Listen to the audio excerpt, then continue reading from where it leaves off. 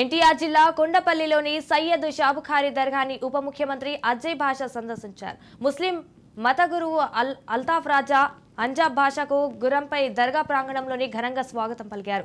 దర్గాలో ప్రత్యేక ప్రార్థనల కార్యక్రమంలో డిప్యూటీ సీఎం పాల్గొన్నారు. 3 రోజుల పాటు కొండపల్లి సయ్యద్ షాబుఖారీ దర్గాలో 427 ఉరుసు మహోత్సవాలు జరగనున్నాయి.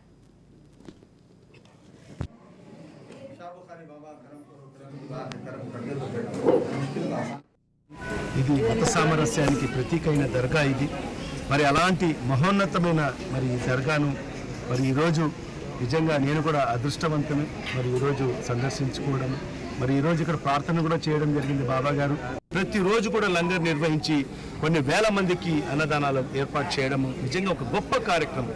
నిజంగా నేను అల్తాఫ్ బాబా గారికి నేను మనస్ఫూర్తిగా నేను